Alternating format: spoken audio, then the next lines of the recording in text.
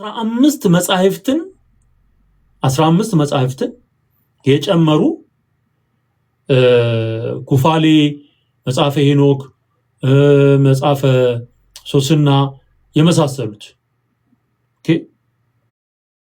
እነዚህን መቃቢያን ምናምን የሚባሉት እነሱን ጨምረው አንድ ላይ 81 ያደርጉታል። ይሄ እንዳለ ሆኖ እዚህ ላይ 15 ይጨምራሉ ማለት ነው።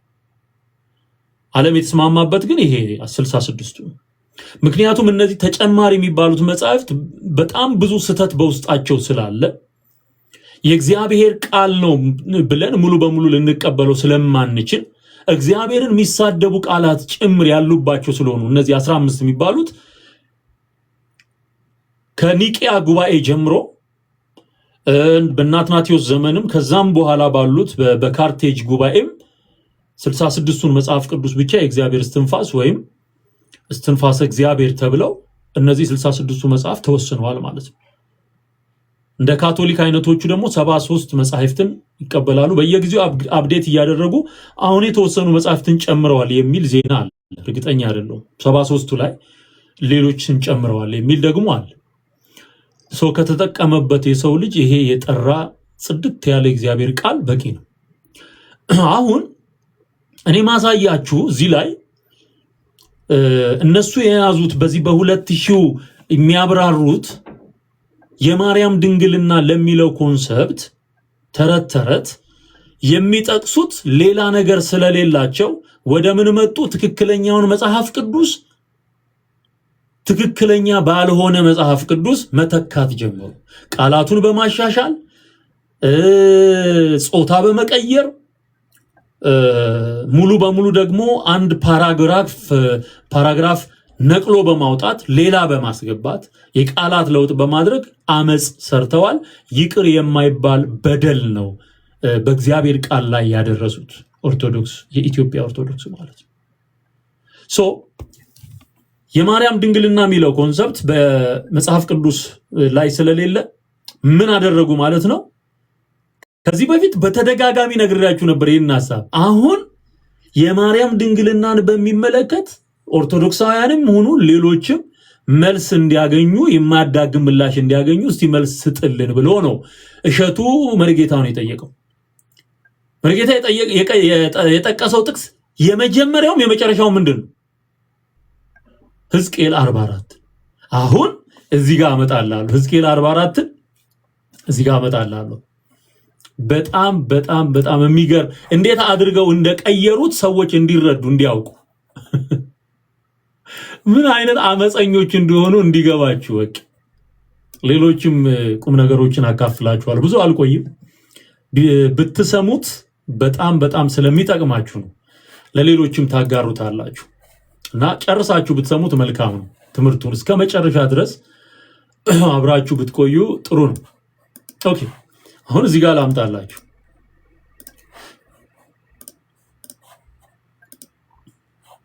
እሺ አሁን በዚህኛው መሰረት በዚህ በአዲሱ የኦርቶዶክስ እና በድሮ የኦርቶዶክስ አሁን ይሄንን የትክክለኛውን የ66ቱን መጽሐፍ ቅዱስ ጋራ ይሄኛው የተስማማ ከተጨማሪዎቹ ውጪ አትሊስት ይሄ የተሻለ ነበር።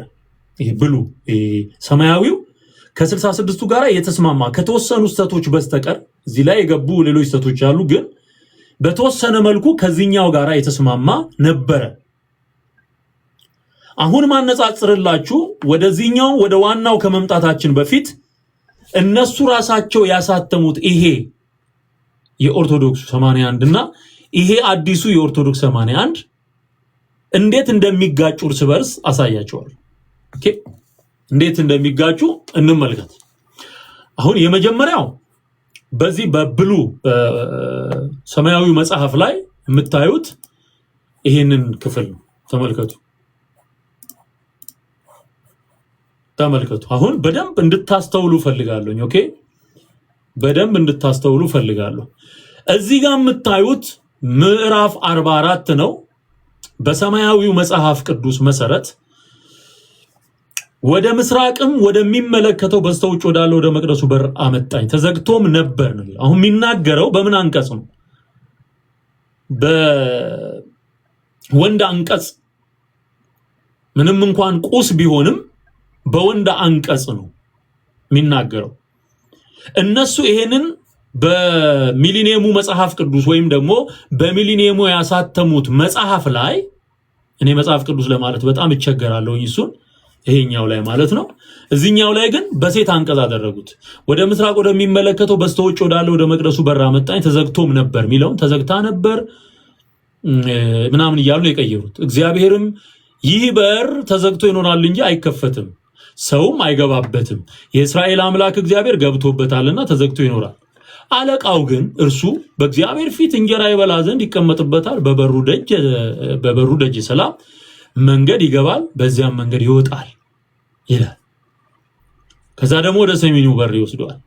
አሁን እኔ አንድ ጊዜ ትዝ የሚላችሁ ከሆነ ይሄንን ትክክለኛውን ትርጉም እንዲገባችሁ ፓስተር ኮከብ የሚባል አገልጋይ ያው የይሁዲ ይሄ በምድራችን በተለምዶ እነሱ አይስማሙበትም ፈላሻ የሚባል ማህበረሰብ እንዳለ ታውቃላችሁ። ቤተ እስራኤል የሚለው ትክክለኛ ስያሜ ነው። ቤተ እስራኤላውያን ነው የሚባሉት።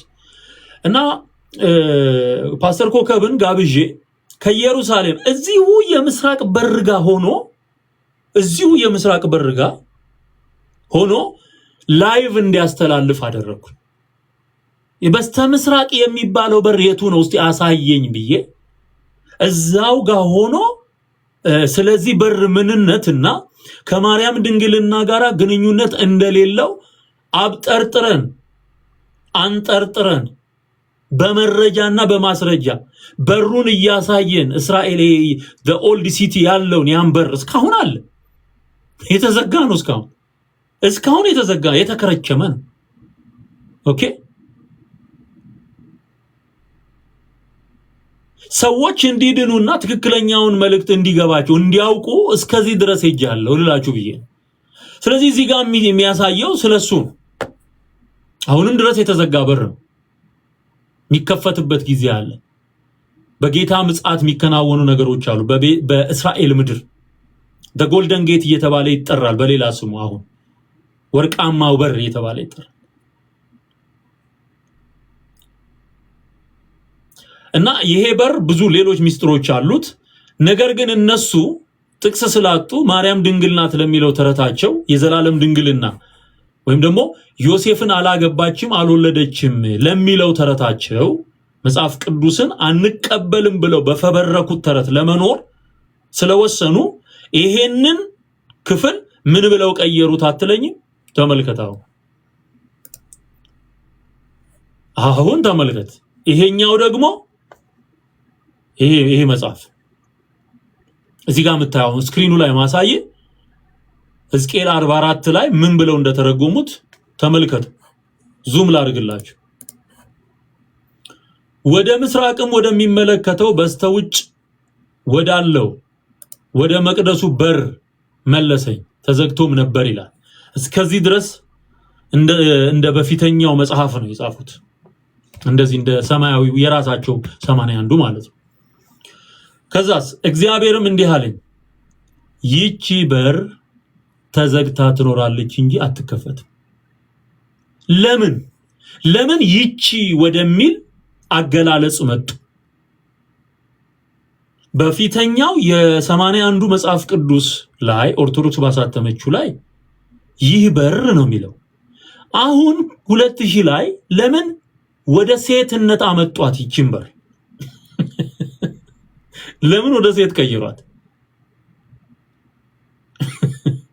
ተንኮል አለ ማለት ነው። ስጣየው ይቺ በር ተዘግታ ትኖራለች እንጂ አትከፈትም፣ ሰውም አይገባባትም። በነገራችን ላይ ተሸወዱ እንጂ ተታለሉ እንጂ ስተው ህዝብ አሳቱ እንጂ ሰው አይገባባትም የሚለው አገላለጽ ለማርያም ማህፀን የተቀጸለ ነገር አይደለም። እሱን በምን እናረጋግጣለን? ሰው አይገባባትም አለ እንጂ አታገባም አላለም። ስለዚህ ሊትራሊ ይህ ጉዳይ የሚያወራው ሰው ስለሚገባበትና ስለሚወጣበት በር ነው።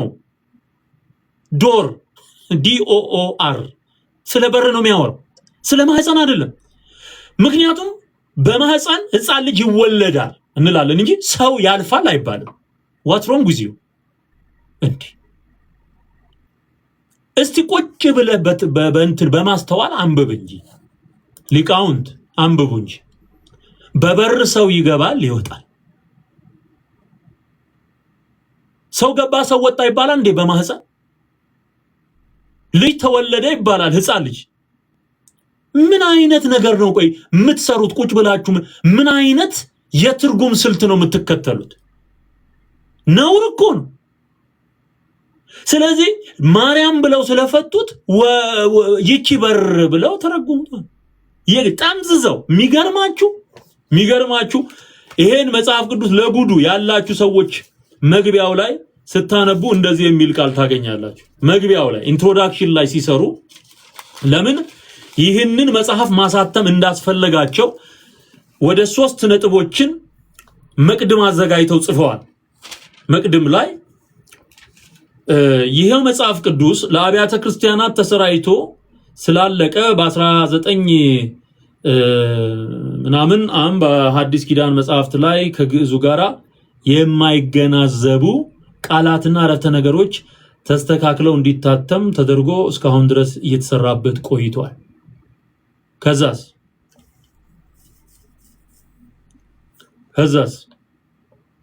ይሁን እንጂ ከዚህ በላይ በተገለጸው ሁኔታ በየጊዜው እየታተመ የቀረበው መጽሐፍ ቅዱስ አንደኛ የመጀመሪያው ትርጉም በግዕዙ መሰረትነት የተተረጎመ ባለመሆኑ ከግዕዙ ዘርና ከሰባ ሊቃውንቱ ዘር ጋራ ብዙ ልዩነት ስለሚያሳይ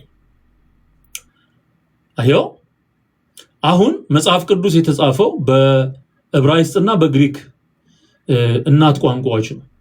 ብሉይ ኪዳን በዕብራይስጥ፣ አዲስ ኪዳን በግሪክ ቋንቋ ተጽፏል። የትርጉም ቋንቋዎች ናቸው። አሁን ግዕዝም በለው አማርኛም በለው ሌላውም ቋንቋ በዓለም ላይ ከ2000 በላይ ቋንቋዎች ተተርጉሟል መጽሐፍ ቅዱስ። እነዚህ ሁሉ ቅጂዎች ነው የሚባሉት። ኦሪጂናል ቋንቋዎች እናት ቋንቋዎች የሚባሉት ዕብራይስጥና ምንድን ግሪክ። ስለዚህ ሰባ ሊቃውንት ሴፕቱዋጀንት ተብሎ የሚጠሩት ሰባ ሊቃናት ተብሎ የሚጠሩት ብሉይ ኪዳንን ሲተረጉሙ እንመለከታለን። ከጌታ ልደት በፊት 200 ዓመት ቀደም ብሎ በዛን ጊዜ ተተርጉሟል መጽሐፍ ቅዱስ። ያን ሲተረጉሙት ወደ ግሪክ ቋንቋ ነው የተረጉሙት። ዕብራይስጡን ወደ ግሪክ ተርጉሞታል።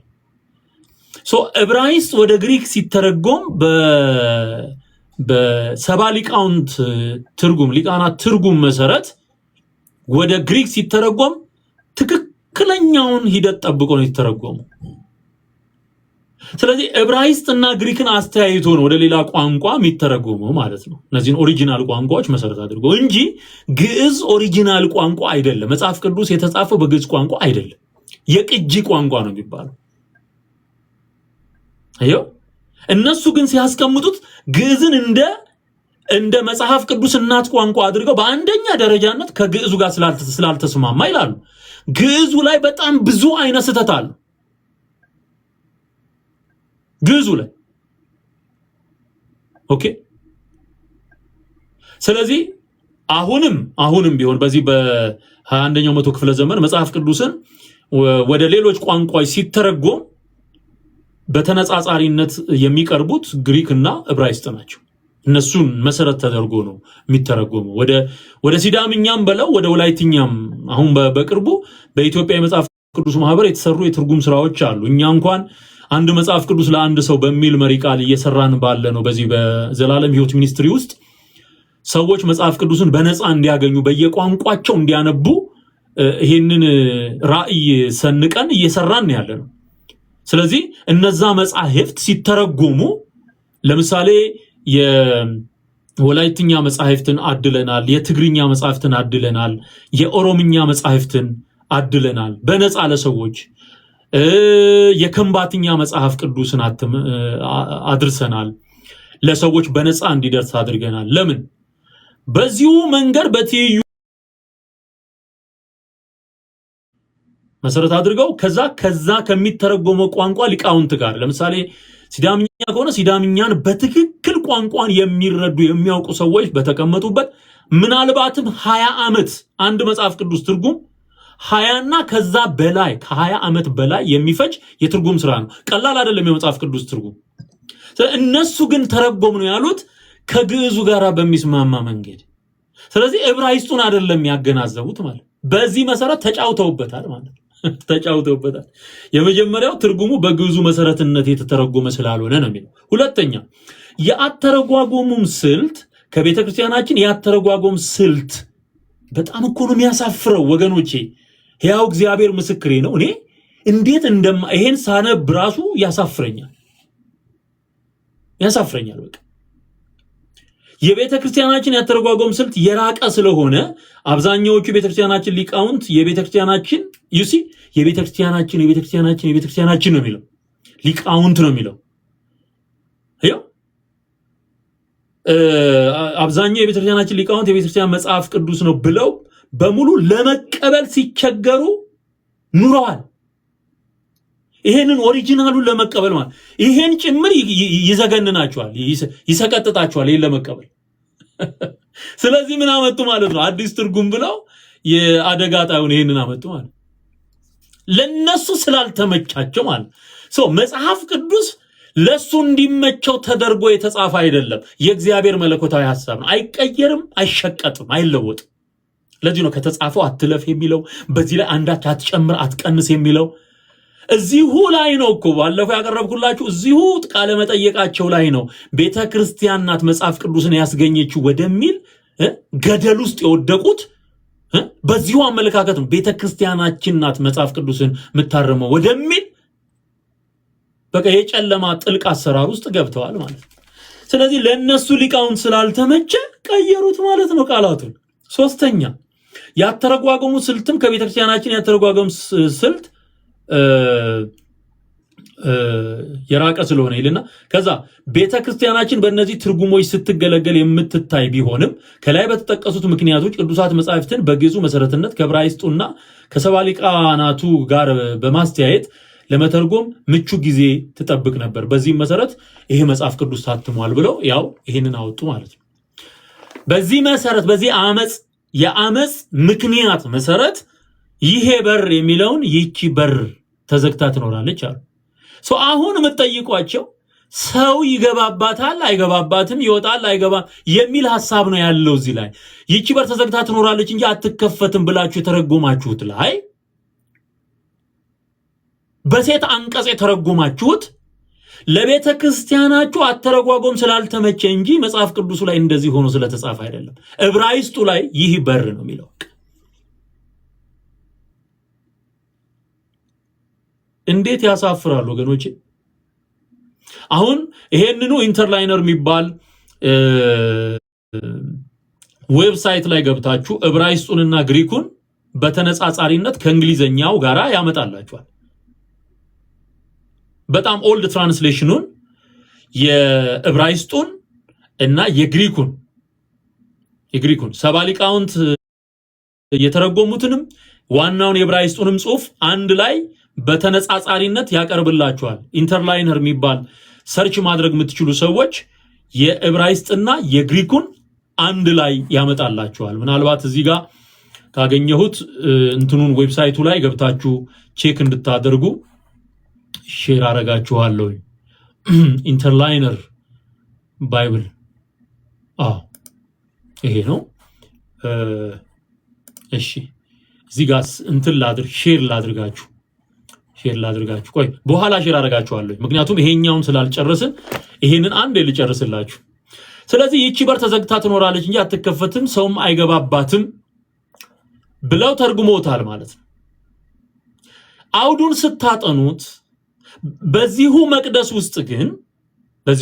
ውስጥ ግን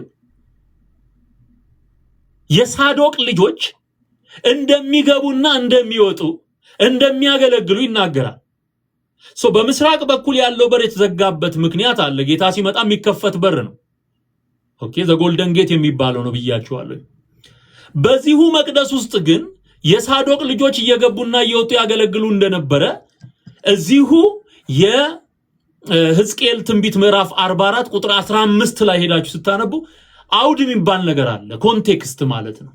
ኮንቴክስት አንድን ጥቅስ ስታወጡ ስታነቡ ከዛ ጥቅስ ጋር አብሮ ያለ ሙሉ መረጃ ለማግኘት የምትፈልጉ ከሆነ የተቀነጨበችውን ይቺ በር የምትለውን ሐሳብ አይደለም የምትወስዱት፣ ወይም ይበር የሚለውን አይደለም እንዳለ ኢንታየር ቻፕተሩን ታነባላችሁ እና ደግሞ ከሱ በፊት ያለ እና ከሱ በኋላ ያለ ቻፕተር ሊጠና ይችላል።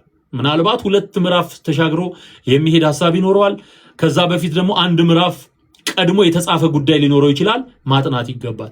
ከእንደገና ስናሰፋው ደግሞ ኢንታየር ቡክ ሕዝቅኤል ከሆነ የሕዝቅኤል ትንቢት የተጻፈበት መንገድ፣ የተጻፈላቸው ሰዎች፣ ደራሲው፣ ተደራሲዋን፣ ዋናው ቁልፍ ሐሳብ፣ ማስተላለፍ የፈለገው መልእክት፣ እነዚህ ነገሮች አብረው ይጠናሉ። ኮንቴክስት ማለት እንደዛ ነው። አውዱን ታጠናዋለህ ማለት ነው።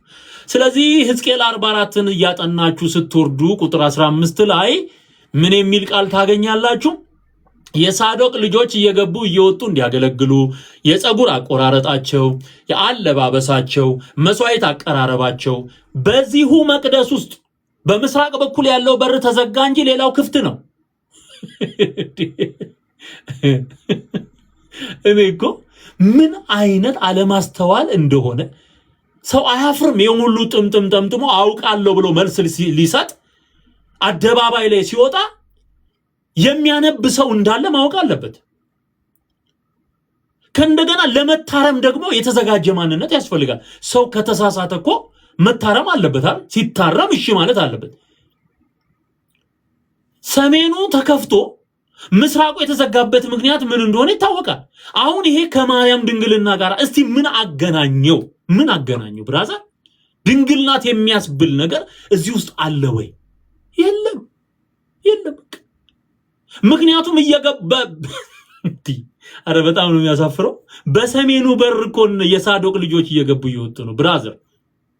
እዚሁ መቅደስ ውስጥ እዛው ምዕራፍ ላይ እኮ ነው የምታነበው።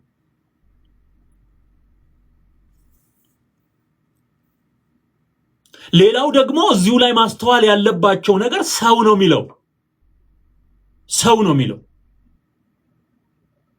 ማንም ሰው በዚህ መንገድ አይገባም አይወጣም፣ ከዚህ በኋላ ተዘግቷል ነው የሚለው። እንዴ ድንግልና ከሆነ የሚያወራው ስለምንድን ነው? ስለ ሴትነት ክብር ነው አይደለ? አሁን ዮሴፍን አላገባችም አልወለደችም የሚለውን ቅዠታቸውን በዚህ ጥቅስ እውን ለማስመሰል ነው በሯ ያሉት። በማህፀን ደግሞ ሰው አይገባም አይወጣም። መልሰ ለራስ ስማው እንዴት እንደሚያሳፍር ያቀረ ምላሽ ብለ አሁን ይሄንንም ስማ እሸቱ ይሄን ቁጭ ብለ ስማ ምን ያህል የተሳሳተ ሚኒንግ እንደሚሰጡት ለመጽሐፍ ቅዱስ የተሳሳተ ፍቺ እንደሚሰጡት ተመልከቱ። አሁን ይወላችሁ ትራንስሌሽኑን ብቻ አይደለም ያበላሹት ኢንተርፕሪቴሽኑን ጭምር ነው። አዮ አተረጓጎሙ ሚስጥር ስነ አፈታቱን አበላሹት። ከዛ ደግሞ ስነ አፈታቱን ስላበላሹት መጽሐፍ ቅዱስ ላይ ትራንስሌሽኑን ደግሞ ከቋንቋ ወደ ቋንቋ ሲመልሱ ደግሞ አበላሹት። እንደዚህ አይነት ሰዎች ናቸው፣ ደፋሮች ናቸው። ከመጠምጠም መማር ይቅደም። ደግሞ አለው ከመጠምጠም መማር ይቅደም። ስለዚህ በሰሜኑ በር በኩል ያለውን ሕግና ስርዓት ከዚሁ ቀጥሎ ስታነቡ የምታገኙት ነው ማለት ነው። ይሄ በሰማያዊ መጽሐፍ ቅዱስ ላይ ያሳየዋችሁ ተመሳሳይ ነው ከዚህኛው ጋር ብያችኋለሁ። ይህ በር ነው የሚለው እዚህ ጋር ተመልከቱ። ተዘግቶም ነበር የሚለው ይሄ ያልተሻሻለ ወይም ደግሞ ያልተበረዘው። ይሄኛው ደግሞ እዚህ ጋር የምታዩት ደግሞ 66ቱ ነው። ይሄ ሰማያዊውና ይሄኛው 66ቱ መጽሐፍ ቅዱስ በተወሰነ መልኩ በተለይ ብሉይ ኪዳን ላይ ተመሳሳይ፣ አዲስ ኪዳን ላይ ስትመጡ ይሄኛ ያበላሸው ብዙ ነገር አለ። የተወሰነ ከዚህ በፊት አቅርቤላችኋል። 80 አሐዱ ተብሎ የሚጠራው ይሄ ነው፣ የድሮ የኦርቶዶክስ ማለት ነው። ከዛ ውጪ በተለይ ብሉይ ኪዳን ላይ ያለው ተመሳሳይ ነው። እዚህ ጋር ያለው ብሉይ ኪዳን ላይ እዚህ መጽሐፍ ላይ ያለውና እዚህኛው ላይ ያለው ሁለቱ ላይ ያለው አንድ አይነት ነው ማለት ነው ብሉይ ኪዳን በሚመለከት። ጾታ መቀየር ያስፈልጋቸው ማርያም ናት ለሚለው ቅዠታቸው የተዘጋችው በር ማርያም ናት የሚል ቅዠት ውስጥ ስለገቡ ነው ማለት ነው። ይሄ መስተካከል መታረም ያለበት ነው። ሌላ እንደዚሁ አይነት ስህተት ሰርተዋል። ተመሳሳይ ስህተት ሰርተዋል። አሁን ማሳያችሁ ይሄኛው መጽሐፍ ቅዱስ ይሄ እዚህ ላይ እንደምትመለከቱት መዝሙረ ዳዊት 117 በቅንፍ 118 ቁጥር 22 ላይ ተመልከቱ። ግንበኞች የናቁት ድንጋይ እርሱ የማዕዘን ራስ ሆነ። ይህች ከእግዚአብሔር ዘንድ ሆነች፣ ለዓይናችንም ድንቅ ናት። እግዚአብሔር የሰራት ቀን ይቺ ናት። ሐሴትን እናድርግ በእርሷም ደስ ይበለን የሚለውን በ66ቱ መጽሐፍ ቅዱስ ሆነ በድሮ 81ዱ አንድ አይነት ነው። ይሄ የምታነቡት እዚህ ላይ ስክሪኑ ላይ ያለው ይሄኛው በዚህ መጽሐፍ ቅዱስ መሰረት በ81ዱ የጥንቱ ምን ብለው በአዲሱ ትርጉም ተረጎሙት? ተመልከትልኝ። በሯን ብቻ አይደለም ድንጋዩንም ጭምር አንቺ እያሉ መጥራት ጀምረዋል። ግንበኞች የናቋት ድንጋይ ተመልከትልኝ። ይሄ እንግዲህ የሚሊኒየሙ ነው። ግንበኞች የናቋት ድንጋይ እርሷ የማዕዘን ራስ ሆነች። ምን አደረጉት ማለት ድንጋይ የሚለውን ሐሳብ ድንጋይዋ አሏት ማለት። አሁን እቺ ጠጋ ቃለ ማንሳት እናቀዋለን።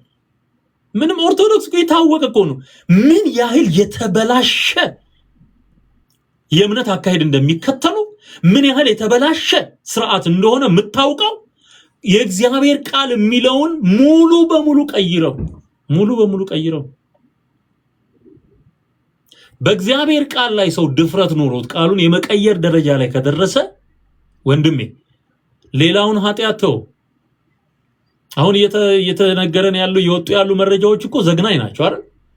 ሰው የእግዚአብሔርን ቃል በድፍረት የመሸቀጥ ደረጃ ላይ ከደረሰ ምንም ነገር በድፍረት ሊሰራ ይችላል።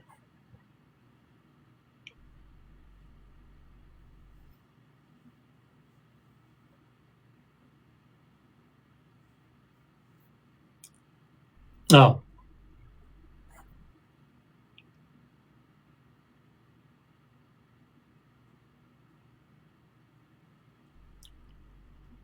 ሕዝቅኤል በሌሎቹ ምዕራፎች ላይ ቴንኪዩ አዲሱ ተባረክ የእግዚአብሔር ክብር የገባበት በር ስለሆነ ያለ እግዚአብሔር ክብር መግባት መረጃ ሆኖ እንዲኖር የሚል ሐሳብ ነው አዲሱ የሚያነሳው። ትክክል። በነገራችን ላይ ሕዝቅኤል ምዕራፍ 8 ላይ ከዚህ በፊት የተሙዝን አምልኮ የስዕል ቤቱን ከመቅደሱ ስር የተገኘውን ፉካውን ይህን ጉድጓዱን እንትኑን ግድግዳውን ሲነድለው ስውር አምልኮ የሚፈጸምበትን ስፍራ እንዳገኘና እግዚአብሔር ለሕዝቅኤል እንዴት አይነት እስራኤል በደል እያደረሱ እንደሆነ በአምልኮ እየቀለዱ እንደሆነ እግዚአብሔር ለሕዝቅኤል ያሳየውን ተመልክተናል። በሰሜኑ በር በኩል በምስራቁ በር እየወሰደው ያሳየው ነገር አለ። ኦኬ። እና የእግዚአብሔር ክብር የገባበት ወደ መቅደሱ የገባበት የእግዚአብሔር የቅድስና ማሳያ ተደርጎ ይገለጻል። ቴንክ ዩ። ስለዚህ ግንበኞች የናቁት ድንጋይ የሚለውን ጭምር ግንበኞች የናቋት ድንጋይ በማለት ይሄ ራሱ አሁን ከኢሳይያስ ምዕራፍ ስንት ላይ ነው የናቁሽ ሁሉ ወደ እግርሽ ጫማ ይሰግዳሉ ተብሎ ለጽዮን የተነገረው ለእስራኤል የተነገረውን ትንቢት ለማርያም ሰጥተው ነው የተቀመጡት። በሴት አንቀጽ የተጠራውን በሙሉ ለማርያም የመቀጸል በሽታ አለ ምድራችን ላይ። በፍቅሬ በቁጣዬ ቀስፌሻለሁ በፍቅሬ ምሬሻለሁ ይላል እዛው ምዕራፍ ላይ። አውዱን አያጠኑትም ይኖ ወደ እግርሽ ጫማ ይሰግዳሉ የሚለውን ብቻ ይዙና በሴት አንቀጽ ስለሆነ ለማርያም ነው የሚሰጡት። በማርያም እግር ስር ትወድቃላችሁ ብለው ጴንጤ ለማብሸቂያ አድርገው ይጠቀሙበታል። አውዱን ስታጠናው ስለ እስራኤል የተነገረ ነው። እግዚአብሔር ምድሪቱን እንዴት አድርጎ አሳልፎ ለአሕዛብ እንደሰጠ በቁጣዬ ቀስፌ በፍቅሬ ምሬሻለሁ። መቼ ነው ማርያም የተቀሰፈችው ብለህ ብትጠይቀው መልስ የለው። እልህኝነቷን የእስራኤልን እልህኝነት